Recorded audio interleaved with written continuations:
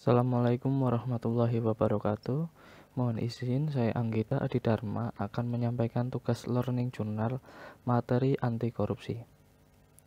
Diawali dengan pengertian korupsi. Menurut pasal 3 Undang-Undang Nomor 31 Tahun 1999 adalah setiap orang yang dengan tujuan menguntungkan diri sendiri atau orang lain atau suatu korporasi menyalahgunakan kewenangan, kesempatan, atau sarana yang ada padanya karena jabatan atau kedudukan yang dapat merugikan keuangan negara atau perekonomian negara.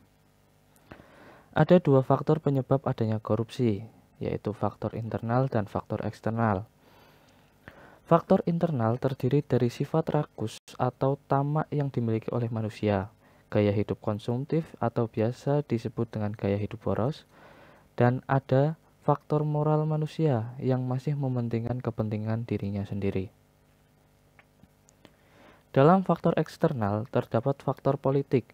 Dengan kekuasaan yang dipegang, semakin mudah melancarkan aksi korupsi. Faktor ekonomi juga dapat berpengaruh karena kebutuhan tidak seimbang dengan pemasukannya. Ada 6 jenis korupsi. Yang pertama, kerugian keuangan negara, suap menyuap, penggelapan dalam jabatan, pemerasan, perbuatan curang, bentuk kepentingan dalam pengadaan, dan gratifikasi. Secara umum, dampak negatif korupsi adalah merugikan negara dan merusak sendi-sendi kebersamaan serta memperlambat tercapainya tujuan nasional. Ada juga tata ekonomi, seperti pemborosan sumber-sumber, larinya modal ke luar negeri, gangguan terhadap perusahaan, gangguan penanaman modal. Dalam tata sosial budaya seperti revolusi sosial dan ketimpangan sosial. Tata politik seperti ketidakstabilan politik, pengambil alihan kekuasaan, hilangnya bantuan luar negeri, hilangnya kewibawaan pemerintah.